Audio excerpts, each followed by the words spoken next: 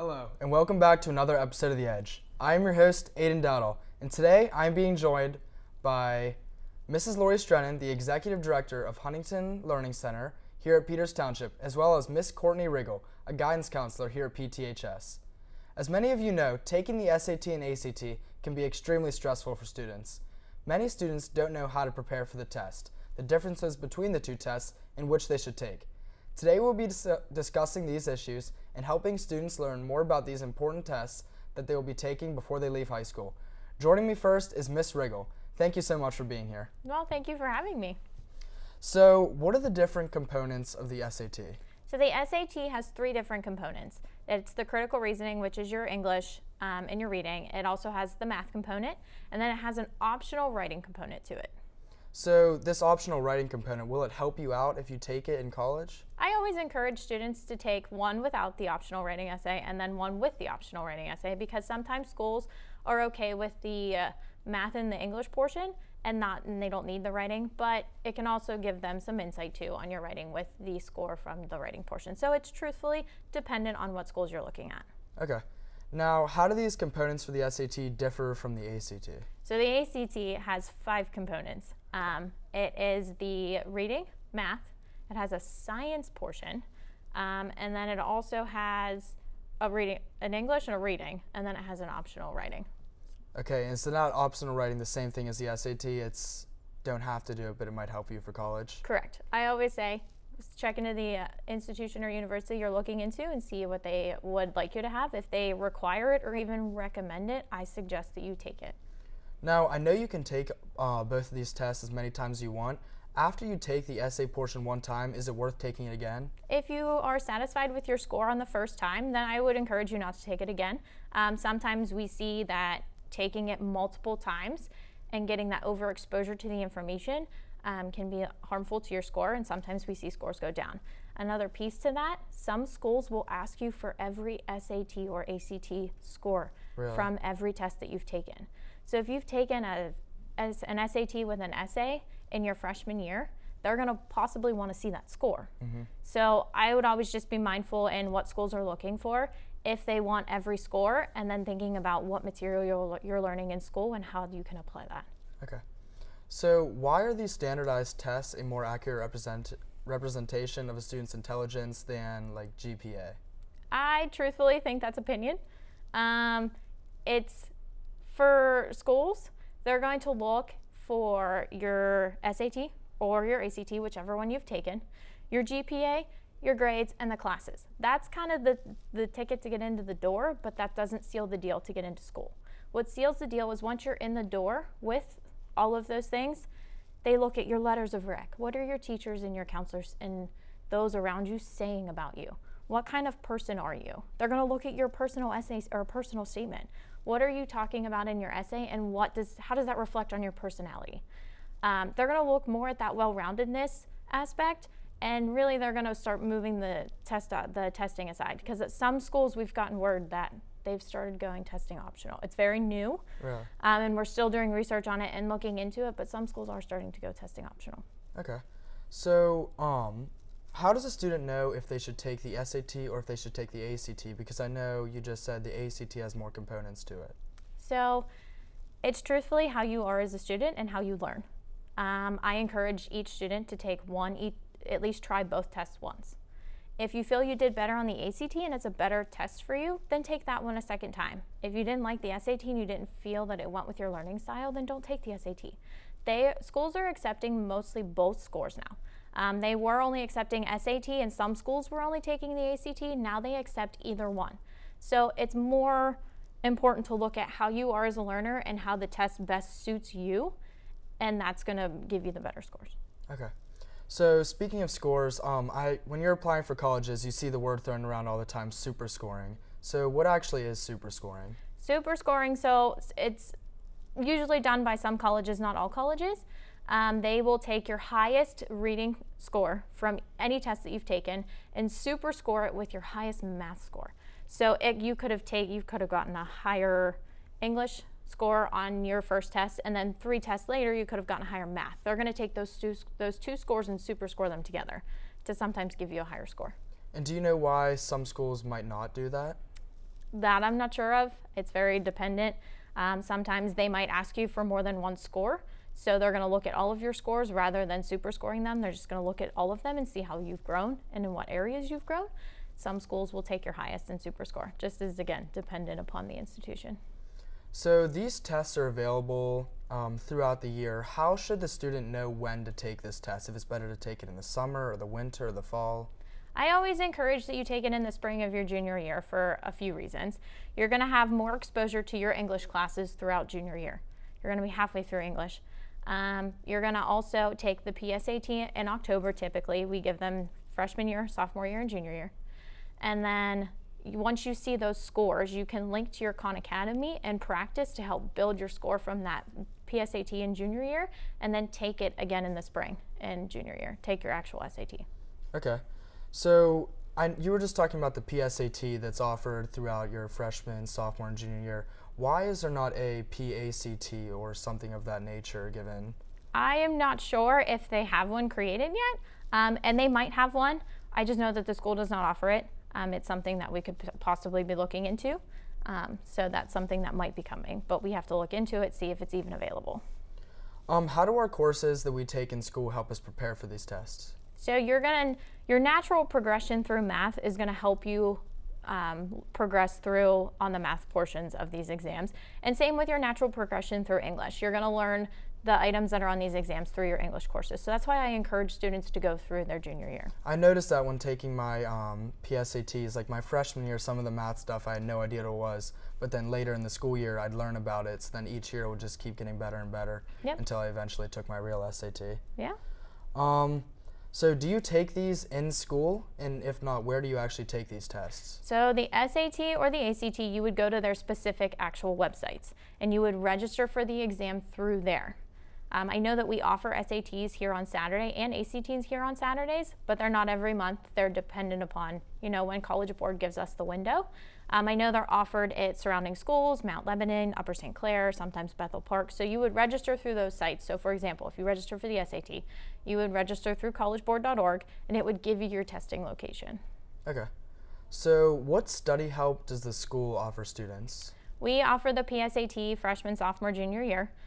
We also offer the free Khan Academy website, so you can link your College Board to Khan Academy and get individualized SAT test prep based on your PSAT scores.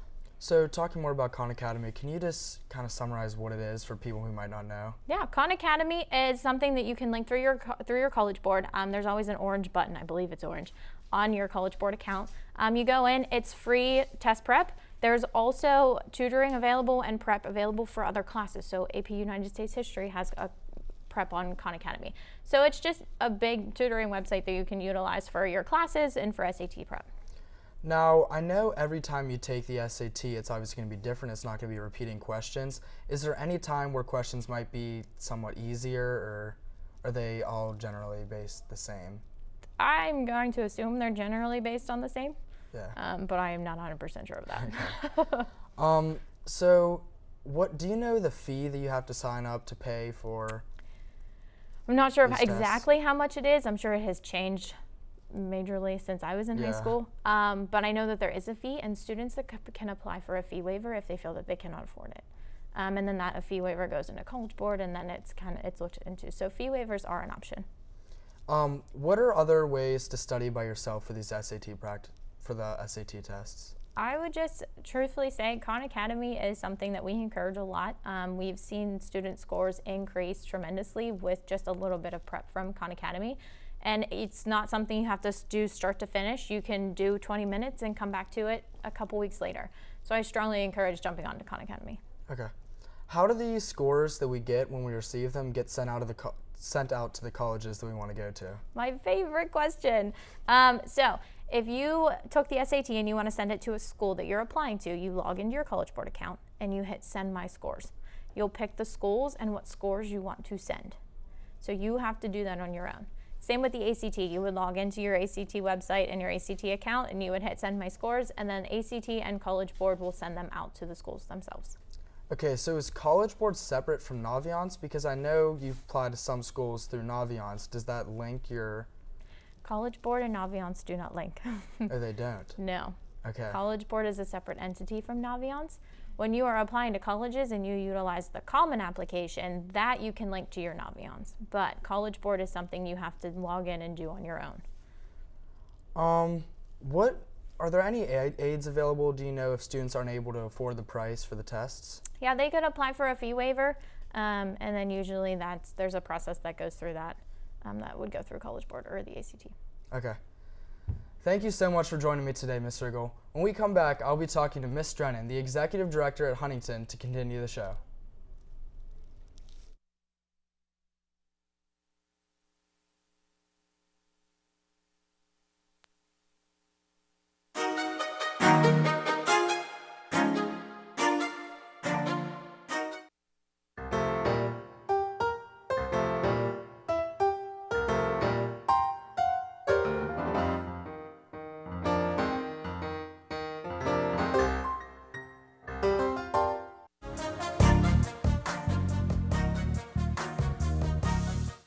Welcome back. I'm now being joined by Mrs. Strennen, who will be giving us more information about the SAT and ACT tests and how Huntington sets up students for success. So, what is Huntington's mission? Huntington's mission is to give the student the best education possible. We work with students as young as 4 years old, and actually have a student right now who's 81 years old at the center. Yes, yes. So Huntington just isn't for standardized test prep. It can be for homework help, just classes, anything. We work with students to help with reading skills, study skills, math skills, organization skills, SAT, ACT prep, whatever a need is in education, we can go through and help. So getting back to the SAT and ACT, how does Huntington help students prepare for both? Huntington does a lot of things with the SAT and ACT. Some students come to us and they don't know which test is going to be better for them. So what Huntington does is they'll have the student come in one day and take a SAT test, and they'll have the second day a student will come in and take an ACT test. And then we will compare the results, we'll compare the percentages of the different areas, and then we'll look to see which test the student's doing better in. Then what Huntington does is we work with the students one-to-one. We don't do group sizes and class sizes. Everything is highly, highly individualized. The students receive textbooks, and the students also receive an online program that's individualized to where their strengths and weaknesses are. That's really cool. Mm-hmm. So we were talking about scores. How do the scores compare from SAT to ACT? Well, in SAT, the highest score you can get is a 1600. ACT, the highest score you can get is a 36. The ACT has 4 components. They have the English, the math, the reading, and the science, and of course there's the optional essay. The SAT has actually 4 sections. 2 of the sections are combined together, the reading and the English, and the highest you can get is their 800. And then there's 2 sections for math. One you can use your calculator, one you cannot use your calculator. A lot of kids don't like that. They're real calculator dependent. And the highest score you can get there is 800. And then of course there's the optional essay. So you offer full SAT and AC test. Mm-hmm.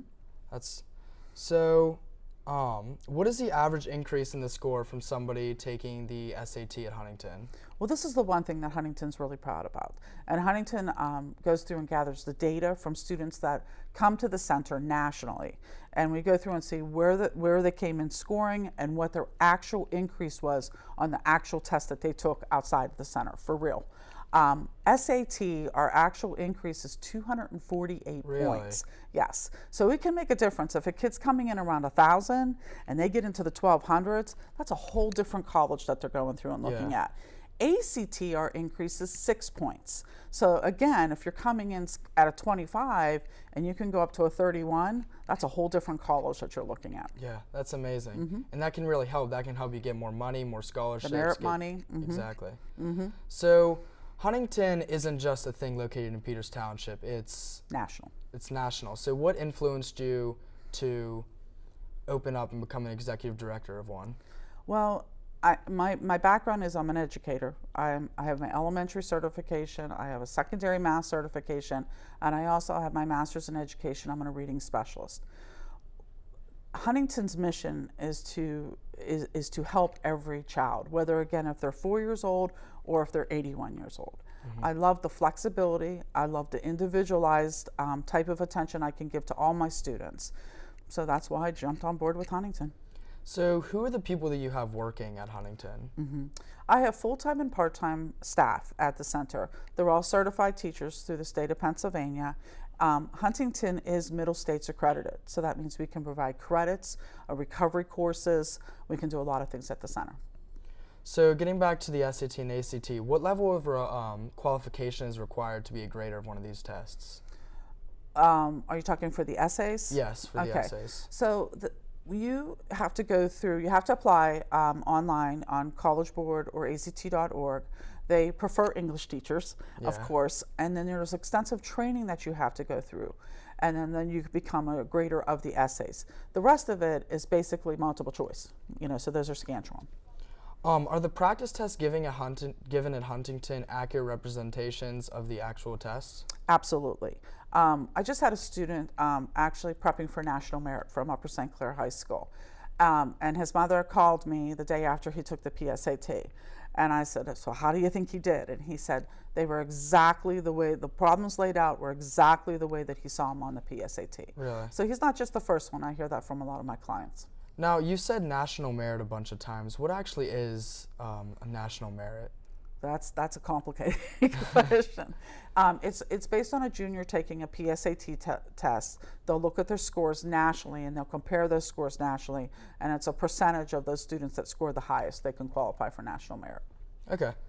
So I've heard that there's going to be a big change to the ACT coming next fall. So Yes. Do you know anything about that? Well, it just hit a couple weeks ago. It actually hit on the day of the college fair over in the South Hills. So what ACT has come out is next fall, when you want to go through and retake the ACT, because maybe your math score wasn't strong, or your science area you want to go through and increase, you can actually register for just that section. So you don't have to register for the whole test.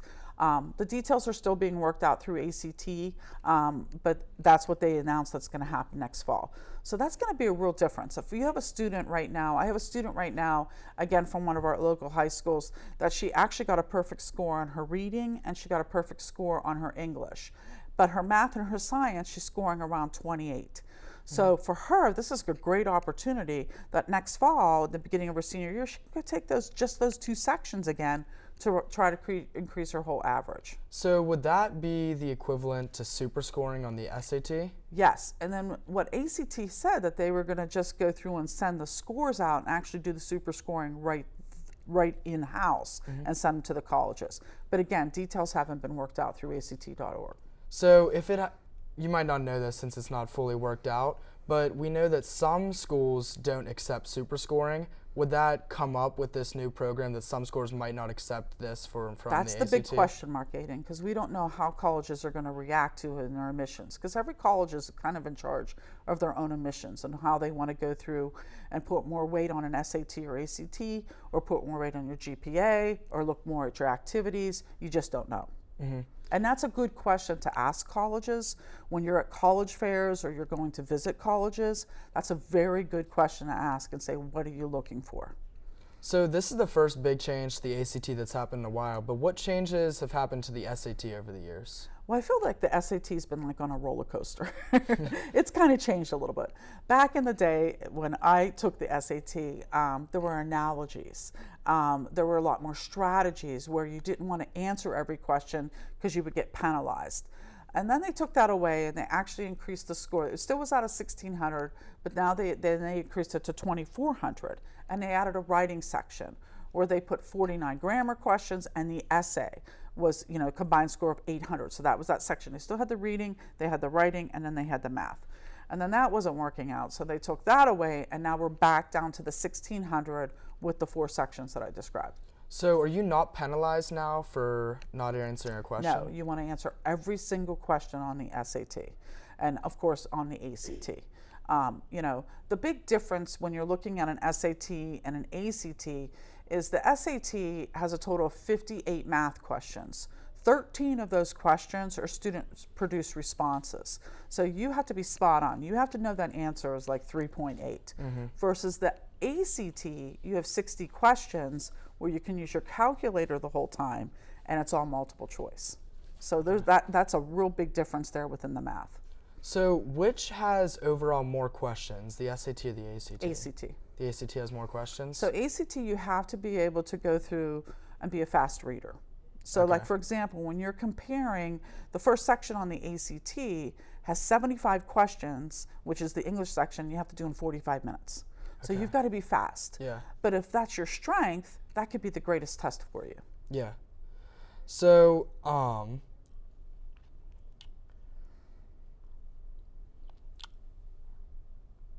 both the SAT and the ACT offer a optional essay. How does Huntington prepare you for this essay? Well, Huntington will have you, when you come in for your first initial testing, we'll have you do the essay portion of it. And then we grade it. And we go through, and we have a couple different proctors go through and grade it so you can get an actual score. Then we look at your structure. We look at your writing structure. We're looking to see, did you answer the question? Some kids are not even answering the question. So we help them with that. So again, it's all one-to-one, specially designed program. So I'm kind of jumping around here, but That's earlier you were saying that it used to be, the optional essay used to be another 800 points, and it used to be at 2,400 points. Why did they take that out and make it optional? I think there was a lot of backlash, in a sense, from people saying it was subjective. That essay was subjective. So now when you're taking the essay with the ACT and SAT, it doesn't do anything to your overall score. So a lot of schools look at it and some schools don't. At times more of your competitive schools are looking at that essay. And to get you the extra edge over exactly. everybody else. And if you're a great writer, I would definitely, go through and do the essay and let them see that side of you. So the Washington Post published something saying that some colleges might completely waiver the SAT and ACT. So what would a college have to do to actually get on that list? Well, this is kind of tricky. Really, a college just has to have one major that's not considering the SAT or ACT to make that list. So again, when you're doing your college visits and when you're talking to the colleges, ask them, is this an option for your major? If it's not, then that's not test optional. So would that completely benefit the student to waiver the SAT and not do it, or would it just be better for them to actually just take the test? Everyone should take the test. If you're thinking about going to college, everyone should take the test and see where their scores are. That will help start to gauge you of what colleges you need to go through and look at. When you're talking to the college, remember, every college is in charge of their own admission. You really need to talk with that college. You need to talk with them and say, this is where my strength is. Look at my activities. Look at my GPA. But when I get these tests, that might not be where I'm stronger at. Ask for an interview. You may be great in an interview and really Just go talking. through and sell yourself, which that test number doesn't show that. So really, when you get your schools, your pool of schools that you're looking for, really talk to admissions so that you're putting your best foot forward for that college. So how long have you been have owned Huntington? I've been with Huntington for 28 years. Really? So have you noticed over those years the test may be getting a little bit harder or more substance, or? I'm really happy that all the colleges actually will take an ACT or an SAT. I feel that it has opened the gates for a lot of kids that may have not been able to score high enough on an SAT, but can do really well on an ACT. So over the years, I've seen it actually open up the doors to more students going to college with more flexibility of the testing. I don't see the test actually getting harder. I think with the demands of our students, with keeping the GPA up, being involved in so many activities, and having to take a standardized test, there's a lot they have to do that junior year. So sometimes students that have their math is a little bit more advanced, will try to get that SAT done before that junior year because they might be taking 5 or 6 AP classes. And that's going to be hard to swing everything into the spring of the junior year. And it's not for everyone, but you kind of have to look at your activities and look at your classes you're taking and juggle it all. So my last guest said that every student should take both the SAT and the ACT. Do you agree with that? Every kid is different. So I recommend kind of look at your PSAT scores. And if you're really not doing what you need to go through and do, then you should hop over to ACT. If you're a very, very strong test taker, you might want to take both to see what numbers you're coming with because And then that may whichever be you do better on, you exactly can just stick it with could that. go. And then also with the schools, again, the pool of schools that you're looking at, look at the merit money. You may be just 1 point off, a couple points off an SAT, but you're there for an So we ACT better to get just more money. focus on that and try to improve that score. So there's not always a cookie cut answer for every student. You kind of have to look to see where you want to go, look at your schools, and look what you're coming and bringing to the table to that college. Yeah. All right, well, it looks like that's all the time we have left. Thank you, Mrs. Strennen, for taking time to discuss this very important topic that every student will encounter at some point during their high school career. For those of you watching, I hope to learn some valuable information which will benefit you in the future. I'm Aidan Dowdall, and thank you for watching this episode of The Edge.